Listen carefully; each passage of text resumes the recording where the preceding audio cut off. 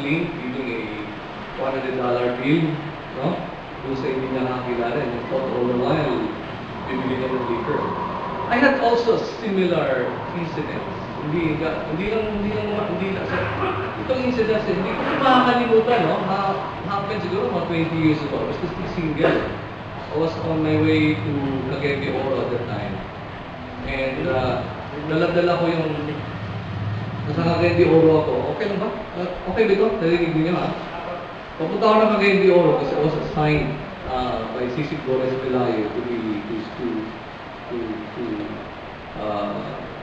Cagayan de Oro. Doon sa assignment ko eh.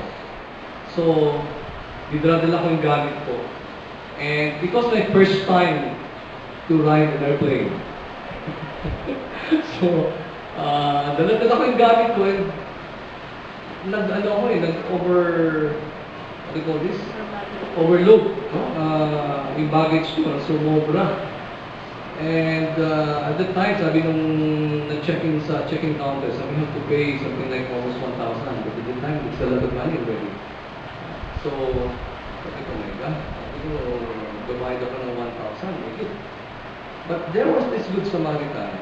And he said, why don't you use my extra body, yung aking sa ticket ko, no? Meron akong, wala naman akong dalang luggage, eh. Sabi ko, nagulat ako. Sabi ko kasi, hindi ko kilala yung tao.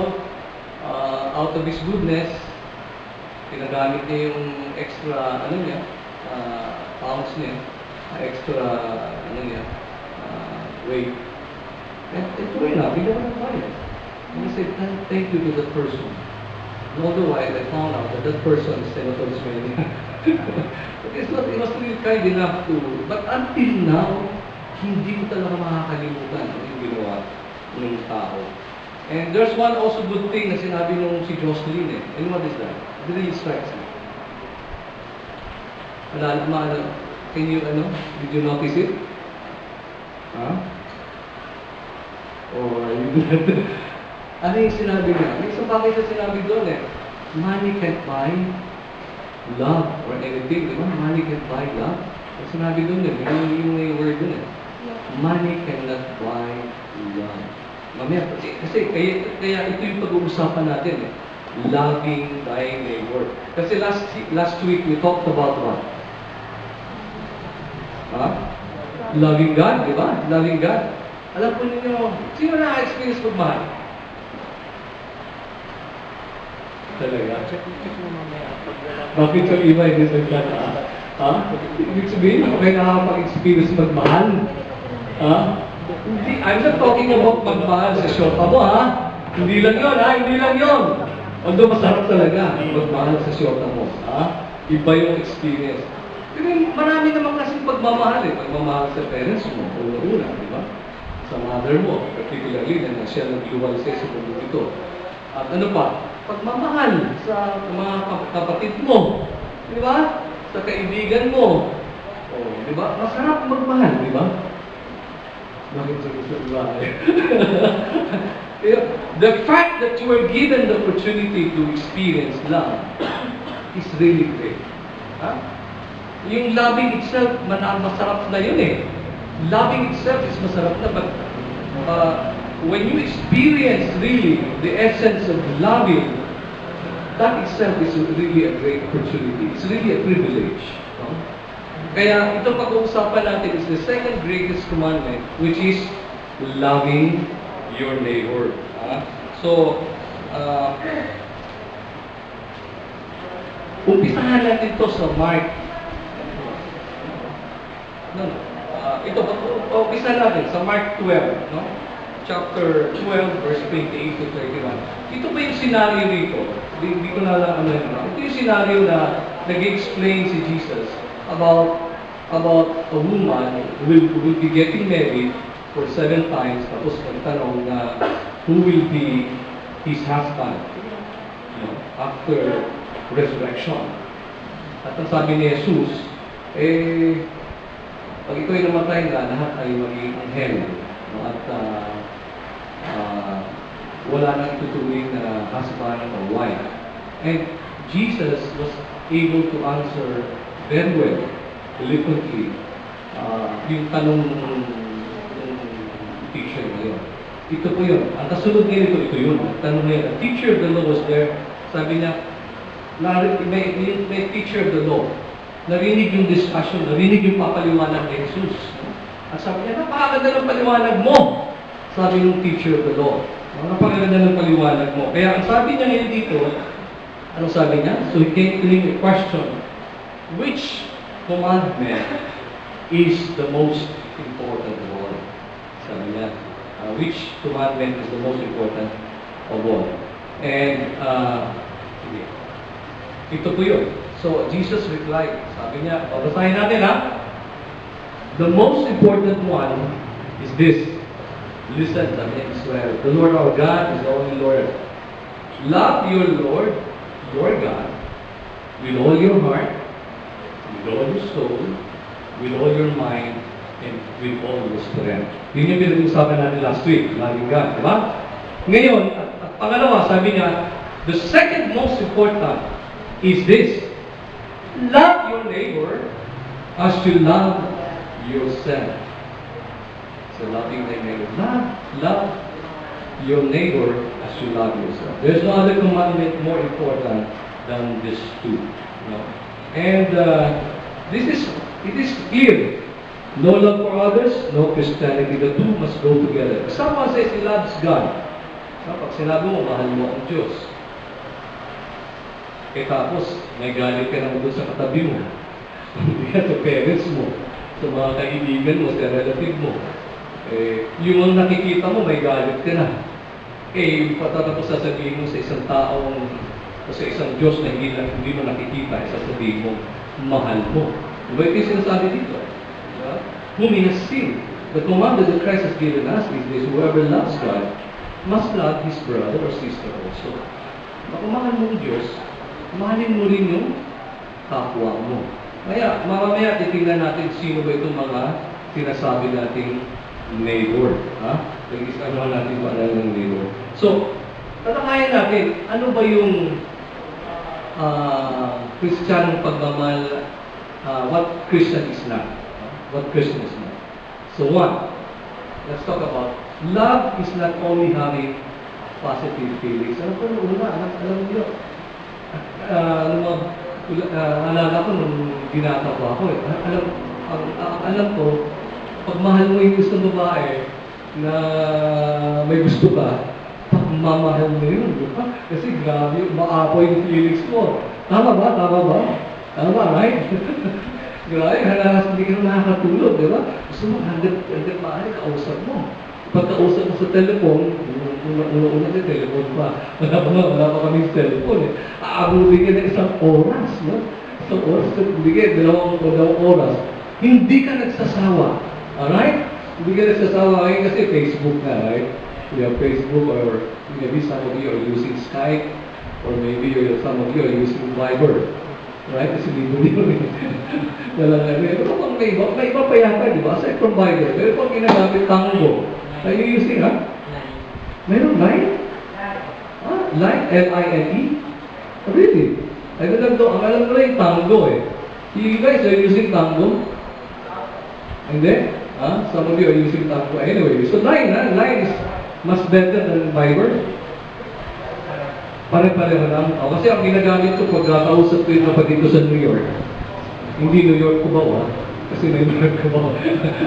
Ginagamit ko Viber. So, kahit na 1 hour kami, 2 hours nag-uusap. Dito yun. It's really, Viber. Free sa kanila, Viber. May biases, right? Anyway, so, love is not only positive feelings. So, that's it. Kasi muna, nung binata pa ako, talagang pag-indap na indap ka sa GG mo, God's gift, or girlfriend mo, or boyfriend. At tagal na mag-usap talaga, di ba? Meron yung affection, attraction, di ba? Personal affection, warmth, nandun yun eh. Saka yung kilig mo, or mga kilig mo na marinig mo na yung boses, right? Right? But feeling na yun, ang sa feelings, nagbabago eh. Di ba, nagbabago? Pag nakakita ka naman ng mas maganda pa, medyo Kasi nawawala na yung feelings, di ba? Nagpapractice siya. Eh, so sa mga tuwid, yung kung ipapadaan mo ang pagmamahal sa feelings, ano feelings sa Tagalog talaga? Ha? Pakiramdam? Pwede na, di ba? Pwede na siguro. Feelings, damdamin, di ba? Damdamin, tama. Damdamin, di ba? Pag ang pagmamahal ay inuunay mo sa damdamin, medyo hindi ata, ano, di ba? Hindi sila magka-equal, right? So, love is not only having positive feelings. Nalina ba tayo dyan, ha? Hindi sa feelings. Kasi feelings change. Alright? Change. Pangalawa, love is not always saying yes. Do you know what?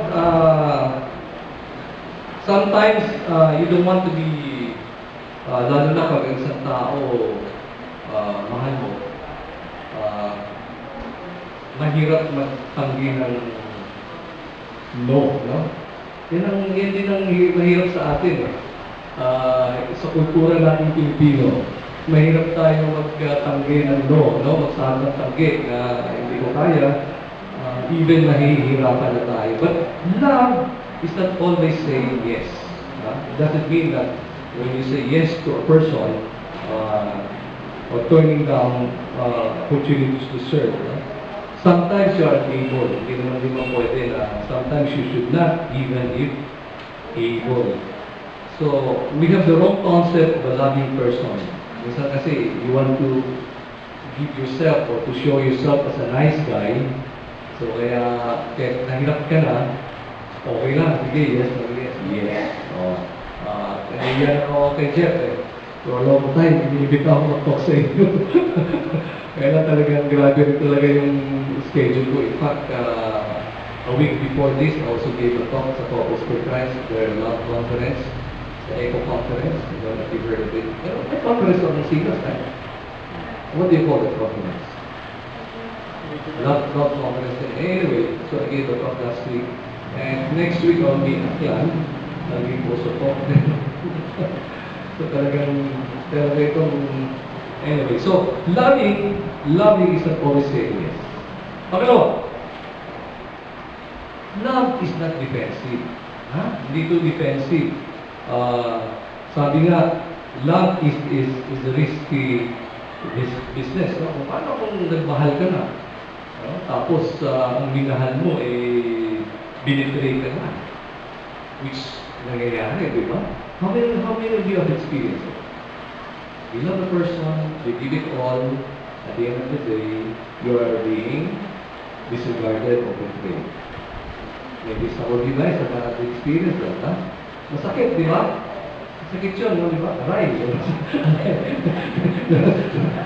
Love seems to set one up to get hurt. But, you know, when you love a person, kasama yan eh. Package yan eh. When you love a person, kasama yung kanyang strength and weaknesses. Kasama yun sa pagmamahal. And the beauty about it also is that when you experience pain in loving a person, you also mature. You also mature. You learn to forgive, you learn to forgive. Pasensya. Tumataas yung pasensya mo. Yun nga, yung maturity level mo tumataas din. Pag gano'n yan, pag ikaw nagmahal sa isang tao, kasama yung kayong kahinaan, yung kayong kahinaan niya. Kasi nobody is perfect in this world. Nobody. Nobody can say that he is perfect. May weaknesses talaga ng isang tao. So pag nagmahal ka na sa isang tao, kasama yun sa pagmamahal mo sa kanya. Kasama yung pain and difficulty when you encounter, when you experience that person, loving that person. Alright? So, love is not defensive. Mahalin mo lang siya kasi meron kang gusto sa kanya. Hindi kasama yung kanyang kahinaan. Kasama yung kahinaan na yun. So, pang-apat, love is not self-seeking. Love is not self-seeking. So, ibig sabihin, na pag nagmahal ka, sarili mo lang yung iniintindi mo. Sarili mo lang iniintindi mo. Ah, we recognize that putting others first can be bothersome or inconvenient for us. Sabi nga kanina, no? Sabi ko kanina, yun lang ma-experience mo pagmamahal is already an opportunity. It's really a privilege. Diba? Kasi pag nagmahal ka kasi sa isang tao na walang kondisyon, sa Diyos, sa tao, sa pamilya, or whatever, whoever the person is, that's already a great feeling. Kaya tinanong ko kaya kanina sa inyo have you experienced loving a person unconditionally? It's a great experience. How many of you have experienced that? Wala pa. Si first no. That's good. Be it God, be it your girlfriend or your parents. But the fact that you have experienced loving a person unconditionally, that itself is a great experience. It's a privilege and opportunity.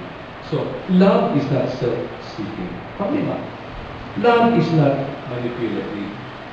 You don't have to love simply because you want to manipulate something, no? Or somebody. Pati kaya may mga condition na nagmamahal. Because, love is so powerful Ang pagmamahal, ang magmahal, ay makapangyarihan. Kaya mong mag-tempt ng isang tao, kaya mong mag-sway ng isang tao, pag nandun yung pagmamahal. Kaya pagmamahal, makapangyarihan. Pag minahal mo ang trabaho mo, you can do a lot of things. Pag minahal mo ang gusto mo sa buhay mo, you can go a greater heights, right? Because when you love somebody or you love a thing, you focus your attention to it. So love, do not use of love as to manipulate somebody. So love is not manipulative. All right. So these are the things that we call what Christian love is not. So ano ba ang tunay na Christian pagmamahal? So ano ba ang tunay na Christian pagmamahal? So what does God mean by love? So ito po yun, no? John chapter 15. Sarabi niya dito, I love you just as the Father loves me. Remain in my love if you obey my commands. You will remain in my love just as I have obeyed my Father's commands and remain in His love. I have told you this so that my joy may be in you and that your joy may be complete. My commandment is this: love one another just as I love you. The greatest love a person can have for his friends is to give his life for them. Mamaya pag-usapan natin yung give his life for them. Medyo mabigat na ito. Di ba? Ang pinag-uusapan lang dito is righteousness. There can be no Christian love which is separate or apart from righteousness. So loving is not compatible with sinning. The world experience shows that love apart from God has become congruent with sin. So Jesus was very specific about how we are to love one another. It is not, we are not free to change or dilute Jesus' direction. So how does Jesus love? By self-sacrifice. By self-sacrificial love. So it is not giving our time, imparting our wisdom, praying for others, but dying for others. But ang question kasi dyan is, how do we translate love into practical and everyday terms? Paano ba natin i-control in practical terms?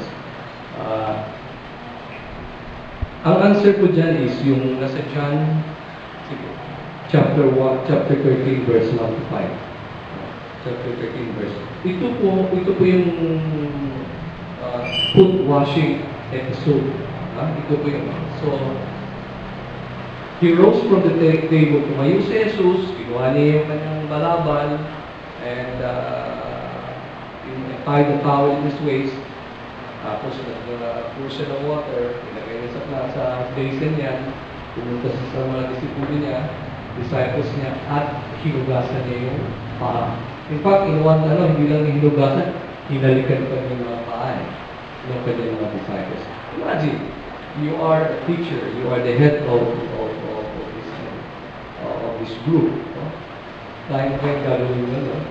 Ito para sa mga disciples mo, hugasan mo yung paa at hahalikan mo. So, grind them with the towel around his waist. That itself is a sacrificial lamb. No? Sacrificial lamb. Sige, natin. Tapos, sabi niya, I, your Lord, and the teacher have washed your feet. Then we should wash one another's feet. I have set an example for you so that you will do just what I have done for you. The dying on the cross was not only the example Jesus gave.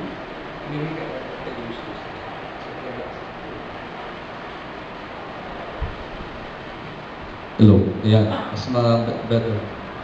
So, in other words, ang Kristiyanong pagmamahal is a committed service. It's a committed service. No? Ito yung Kristiyanong pagmamahal. The Christian love is a committed service. Let love make you serve one another. So, love your neighbors as you love yourself. Now, ang tanong nandito, sino ba yung mga neighbors ko? Ano yun ang, who is your neighbor? Who is your neighbor? Can you choose whom to love? Can you choose whom to love? Ang sagot dito, yung the Good Samaritan. The Good Samaritan. Ito na naman, no? A teacher of the law, nagtanong siya. No? Sabi niya, ano ba what must I do to receive eternal life? Sabi ng teacher of the law. Alam ba ninyo yung ng istorya ng the Good Samaritan? But the teacher of the law wanted to justify himself, so he asked Jesus, who is my neighbor? Yung istorya na yun, inano ko pala nilagay ko pala dito. Ito yung sagot ni Jesus. No? Ito yung sagot ni Jesus, ang the Good Samaritan. Merong isang Jew. Actually, isang Jew yan. Nakatawan, binugbog, no? Iniwan doon sa tabi ng daan. Okay? Dinap. May dumaan na pare. Anong ginawa ng pare? Tiningnan lang. No? Tiningnan lang yung taong nakahandusay. At umalis na. Umalis na. Tapos dumaan yung Levite. Levite parang a little bit of teacher of the law rin ito. Medyo, ang ginawa ng Levite, pinuntahan niya, alright? At least may gesture na konti, tiningnan niya. Nakalagay ito, tiningnan niya Pero, pagkatapos na tiningnan, umalis na rin. Alright? Yung pangatlo, yung Samaritan. Ang ginawa ng Samaritan, hindi lang niya tiningnan, pinuntahan niya. At anong ginawa niya? Anong ginawa niya? Yes, naawa siya. No? Dahil sa awa niya, ginawa niya, he poured oil and wine on his wounds. At nagbinandage niya. Ginawa. Alam mo, yung Samaritan kasi, at Jew, yung unang panahon, magkaaway yun. Magkaaway yun. Matindi ang away ng mga yun. Yung una. So, kung Samaritano ka, makakita ka ng Jew, magkaaway. Hindi mo talaga tutulungan yun. Pero example ni Jesus, yung Samaritan, pinuntahan niya, naawa, pinord out ng oil, nilagyan yung wine ng wounds niya, binandage. Hindi pa dyan nagtapos. Kasi ang ginawa ng Samaritano, nilagay niya yung nakahandusay na tao doon sa kanyang donkey. Yung animal, no? He took care of him. Yung took care na yan, nag-stay siya ng isang gabi. Hindi lang yung basta in-endorse na lang yung tao doon, At sinabi niya, oh, bahala ka na. Hindi. He stayed for one night and took care of this person. And then, the next day, he took 2 silver coins and gave them to the innkeeper. And said, ito pa yung sinabi niya, take care of him.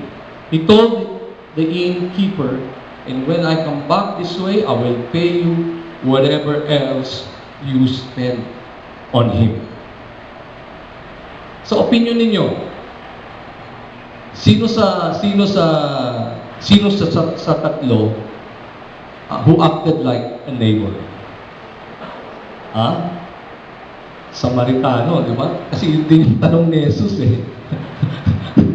And Jesus concluded, in your opinion, which one acted amongst the three, acted like a neighbor toward the man attacked by the robbers? Yung Samaritano, di ba? And, ang sabi niya, ang sagot ng ng teacher of the law, the one was kind to him. At ang sabi ni Jesus, ganitong sabi ni Jesus the reply ni Jesus, you go then and do the same. You go then and do the same.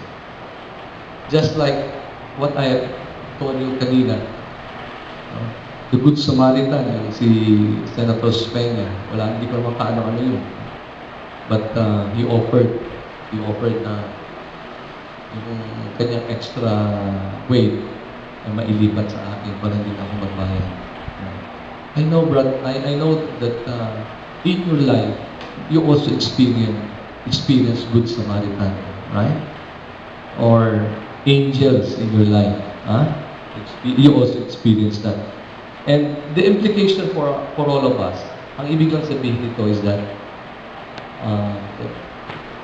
the implication is all men in need of your help are your neighbors. So sana very clear yan, Who are your neighbors? These are people who are in need, who are in need of your help. Pag nakakatulong ka sa isang tao, hindi mo na kailangan pang sasabihin na tutulungan ko ito kasi may pakinabang ako dito. Tutulungan ko ito because someday or may kailangan ako dito. Tutulungan ko ito kasi tinutulungan niya ako. But in this parable that Jesus is telling us is that all men in need of your help are your neighbors. Are your neighbors. Now, how do we love in everyday life? Paano nga ba tayo pagmahal? Una-una, 1 Corinthians po ito.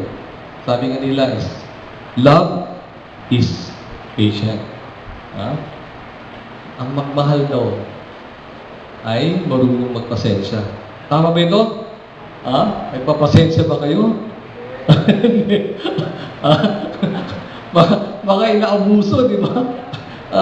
Baka iniisip na intindihan naman ako dito Love is patient, slow to anger, able to give allowance for the shortcomings of others. Di ba? Sabi ko kanina, di ba? When you love somebody, it excludes his weaknesses, yung kanyang mga kakulangan. So, it has to be patient. Pangalawa, love is kind. Not an attitude of criticism, but posture and speech that is upbuilding and encouraging. Alam po ninyo, talaga alam nyo, sa buhay natin, ang daming mga negatives na Don't you know that there's a study conducted that 90% ng news na nasasagap natin araw-araw are puro negative. Puro negative yan. Bukas ka ng radio. Pagpunta mo pa sa opisina, nako! Eto na naman, late na naman. Minsan napapagalitan ng boss. Puro negative yan Puro negative. So that's why love is about kindness. Uplifting. Alam niyo, you just give somebody a kind words. Honest and sincere. You're doing good. Kahit na simple lang. That can uplift the spirit of the person. Have you experienced that?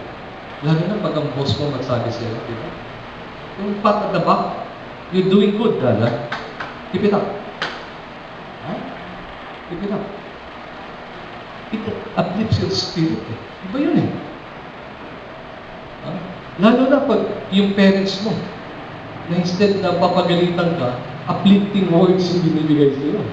Alright? Lalo-lalo mo lang, pag hindi ka pa nakapaghanap ng trabaho. Di ba? So, ano pa gagawin mo? Hanggang ngayon, wala ka pang ginagawa. Right? Huh? But do you do affirmation in yourself? Affirmation? Every day you should do that, huh? You affirm yourself. When you say affirmation, you do positive, you give positive words in yourself. Do you know, ginagawa ba niyo yan? Sino sa inyo gumagawa nito every morning? Wala. Gawin niyo yun. You affirm. When you say affirmation, binibidyo pala ako nito. Wala nito ah. When you say affirmation, I am the son of God. I am good. I am brave. The Lord will bless me. Those are affirmation. Because you are created according to the image and likeness of God. Nobody is the same. Walang ibang daga sa mundong ito, kundi isang daga lang. Anong first name? Wala kasing ID. Anong first name mo? Lovely. What a nice name, Lovely. Walang ibang lovely sa mundong ito, kundi si Lovely lang. Di ba? Alam ba ninyo yun that when you were created, you were created very, very special? Why did I say that? Because yung reproduction, alam ba niyo? Ikukwento ko sa inyo, no? Kasi yan, more than 300 million sperm cell na pumupunta sa fallopian tube ng babae. More than 300 millions. Alright? Out of the 300 millions, isa lang yan nakakaabot doon sa egg. Isa lang. At sino yung isa na yun? Ikaw yun! So you yourself already is a victory. You're already victorious. Ikaw mismo. Naniniwala ba kayo nan? Imagine mo yung 300 million. Isa lang na nakakarating ng what special. That's the reason why God said that you are created according to the image and likeness.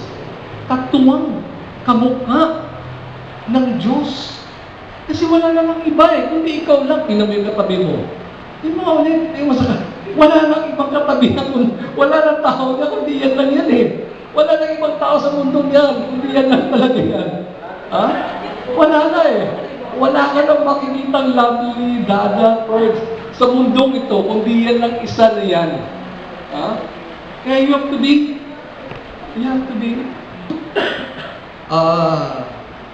what do you call this?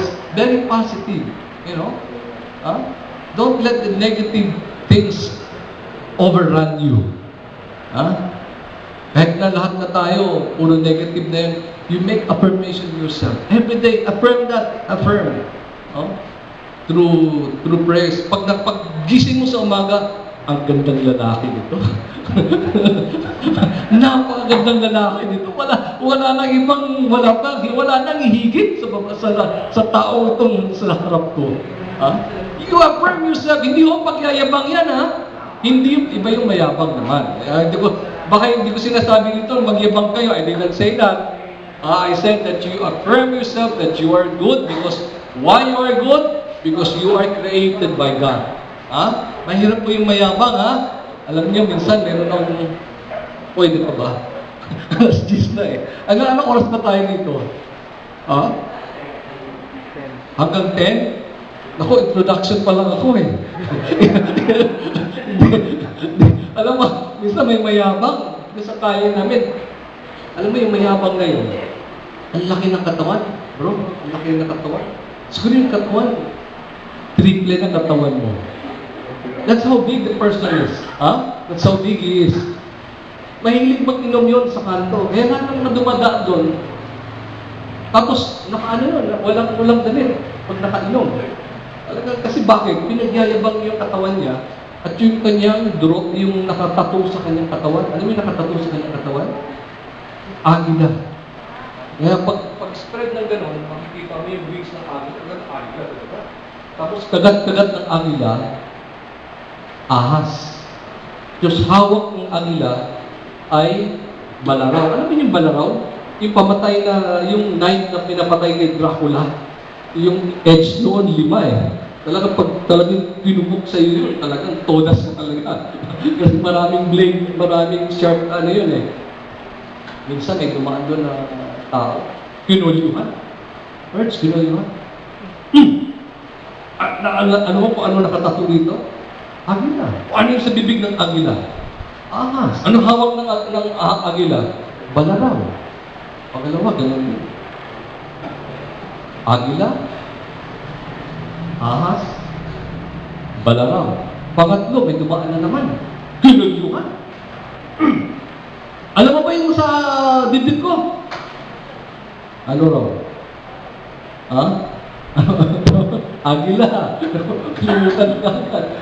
Ano yung hawak na sa bibig ng agila? Ahas. Tapos, yung hawak, balaraw. Yung pangatlong kinulyuhan, pulis pala. Yung pulis. Meron 45. Kinasakagan. Tinutok na yun sa mayabang. Ano kamoy yung sa titid mo? Maya! Ano yung nasa bibig ng Maya? Bulate! Ano yung hawak ng Maya? Karayom! Alam mo, pag mayabang ka talaga, mayroong katapat, ha? So, you know, my friend, be kind with your words. Ha? Be kind.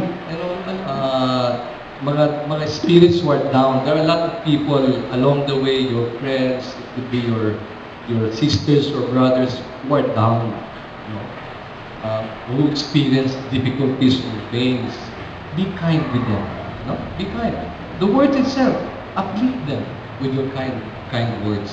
And that is how do we love in everyday life. No? Give kind words. Alright? Pangatlo, ang pagmamahal, not jealous. Hindi ito siloso. Pag may minahal ka at yung minahal mo may minahal na iba, nagsiselos ka na. Maliban na lang kung boyfriend mo, pwede talaga yun. Mahirap yun, di ba? Tatlo kayo, apat yun. But love is not jealous. Not jealous. Begrudging or another for having something you do not have. Okay. Pang-apat, not pompous or inflated. Kailangan humble, not thinking of your own importance, more impressed with your own unworthiness than merit. Alright. Panglima, not rude. Not rude. Accord honor and respect to one another. Minsan kasi pag mahal mo na yung tao, niloloko mo na eh. Lalo ko tuloy yung wife ko eh. Sabi ko pa sabi yung pagbibiro minsan na hindi tama, talagang yung wife ko, which is not with me right now, si Pauline, nasa bahay kasi wala kami katulong na yun eh. Nagbabantay. Sabi ko minsan by the way, nandiyan yung anak ko ha. This is my son, si Roland Paul. Ay, Paul. Nagpasama ako kasi after this, may susunduin pa akong anak na nagdidibu, makin ng dibu sa Diamond Hotel. Kaya susundo pa kami. But anyway, not rude. No? This is not accord honor. Yung sabi ko sa wife ko, alam mo, yung wife ko na ito, sabi ko, napakabait ito eh. Mahal na mahal ko ito. Hindi ko na ito papalitan. Dagdagan ko na lang. Ano, nagbibiro lang ako, pero nagalit pala. Akala ko, isa kayo pagbiro ng ganyan. Kaya huwag ninyong biruin yung mga ano ninyo, ha? Accord honor and respect. Lalo na yung mga boys dito, di ba? Pag kayo nang liligaw, tatakbo-takbo kayo, bubukas ng pinto, di ba? Very gentleman, di ba? Bibigay pa ng tsokolate, kung ano. Pag naging asawa na, o naging girlfriend na, wala na yung respect and honor, ha? Ha? Do that all the way. Do that all the way. Alright? So, you should not be rude like the song is. Di ba? Rude. Di ba? So rude. Kaya alam ko yun, dahil paborito rin mga anak ko yung kanta na yun eh. Yung sugar, alam mo na yun. Anyway, so rude. Love, it's not rude, ha? Sunod is not self-seeking. It's not self-seeking. Not focused on having your rights met, but more on your duties. Not self-seeking. Hindi lang dapat yung sa iyo lang nasusunod. And then, next is not quick-tempered. Able to master your emotions and feelings. Hindi lang yung kailangan magalit ka agad. Kasi lalong-lalo, alam niyo kasi pag ang isang tao close na masyado sa inyo, minsan you take for granted. Right? Take for granted. Yung pagmamahal ng tao na yun. At nakakalimutan mo na ang emosyon mo, ang feelings mo, no? Nakakalimutan mo. And sunod is not rude or over-injury, no? Meaning to say, yung pag nagmahal ka, wala na yung mga tinatawag nating grudges or resentments, no? Wala na yun. Nagkamali yung tao, humingi ng patawad sa'yo, tapos na. Forget about it. Right? That's how do we love in everyday life. Hindi yung minahal mo, nagkamali sa'yo, no?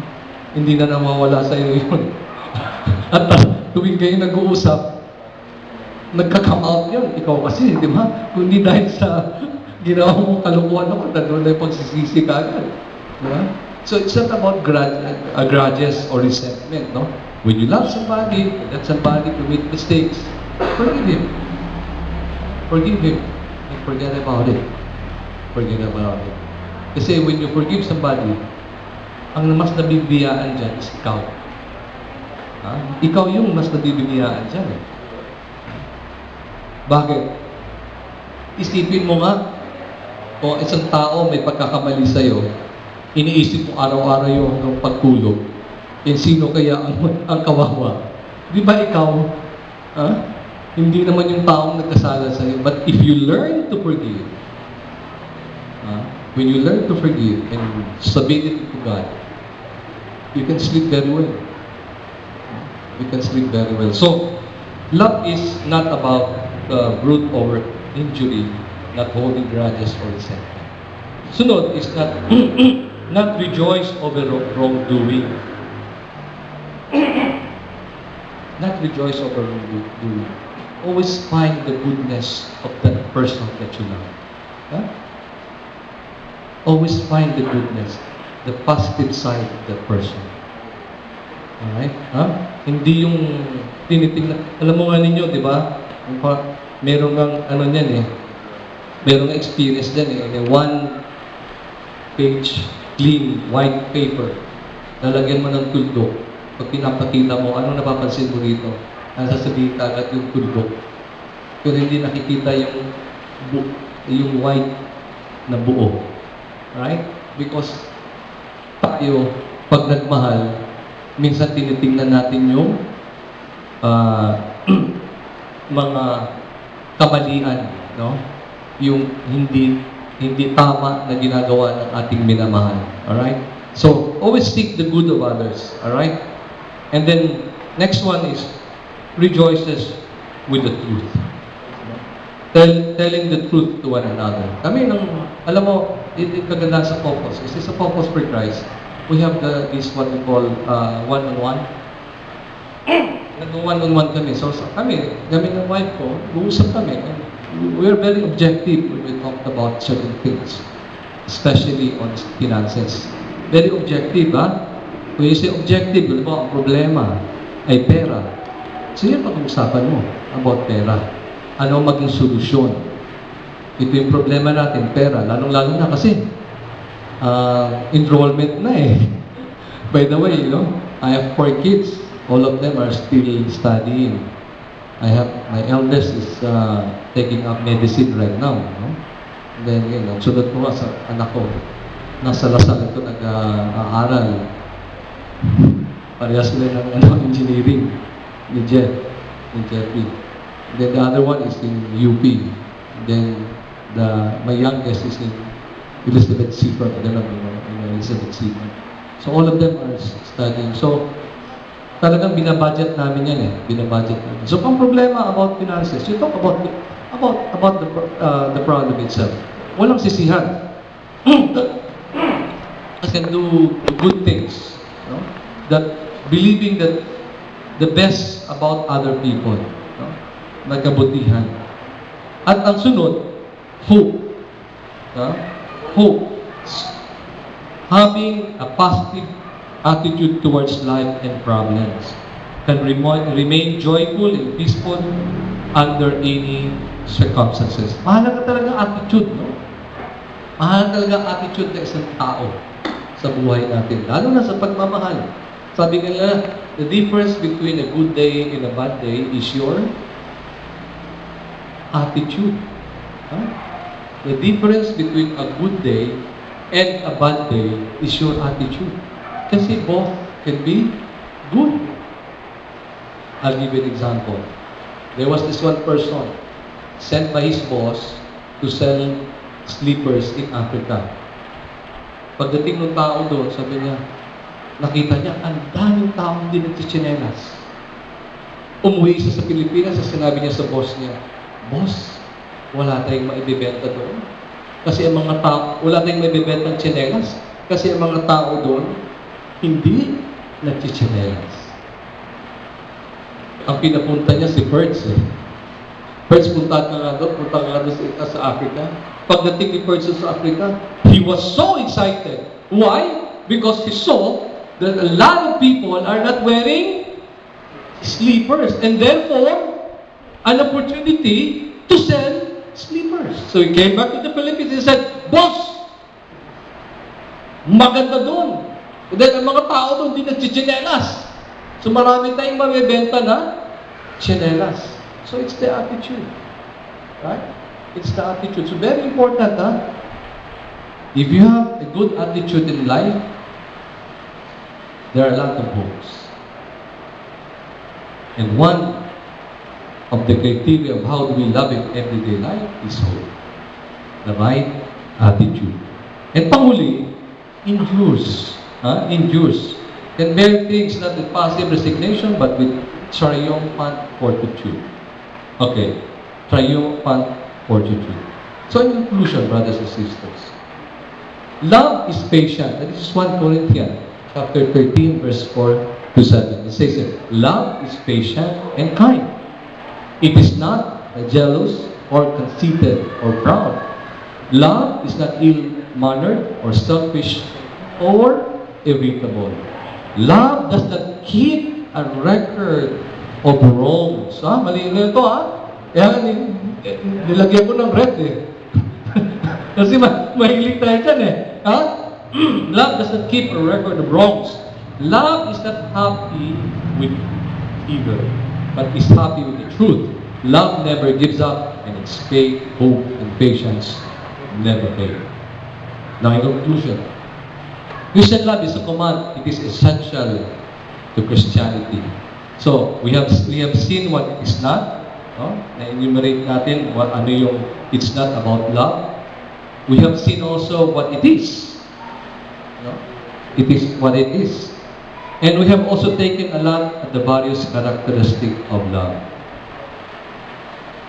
Alam po ninyo, if you come to a conclusion, ito pinag-uusapan natin, mahirap pagmahal. Di po ba? Ito yung pinag-uusapan natin.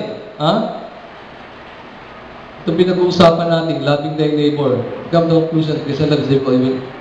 Kasi pag sinabi mong mahirap talaga, ang Kristiyanong pagmamahal is mahirap or even impossible, you're right. That's kind, kung gano'n ang attitude mo. No? But remember that ang Diyos ang may kagagawa nito eh. Ha? Ang Diyos naman eh. At sa Diyos, walang imposible. Because God, it is impossible, because God is a God of possibility. Ha? Walang imposible sa Diyos. Lahat posible. So kung ikaw nagmahal, at kasama mo ang Diyos sa pagmamahal na yan, then,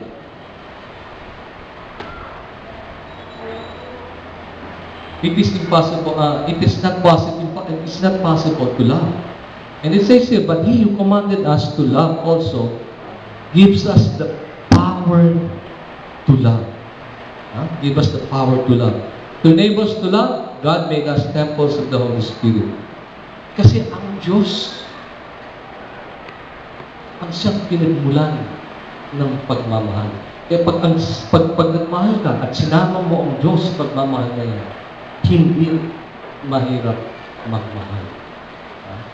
Hindi mahirap, hindi ka rin madaling masaktan. Madali kang magpatawad. Madali ka rin mag-forgive. Kasi kasama mo ang Diyos sa pagmamahal niya. Alam po ninyo, kung ang mayor dito si Loyola, di ba? Dadaan si Mayor Loyola, invited you tomorrow, called you tonight, and invited you tomorrow to have lunch. Si Doktora Loyola, di ba? Si Doktora, di ba? Doktora yung mayor nyo dito. Invited you to have lunch with her in their house. You will be elated, di ba? Kasi mayor na yung tumawag sa iyo, di ba? Pero kay Perks, ang tumawag sa kanya, si Senator Grace Poe. Tinawag sa iyo si Senator Grace Poe. And he said, tomorrow also, you have lunch with me. Sa bahay nila. Pasusundo ka pa ng kanyang sasakyan, which is a Mercedes-Benz. You also be later. Right? Pero kay Lovely, iba eh. Kasi ang tumawag si Pinoy.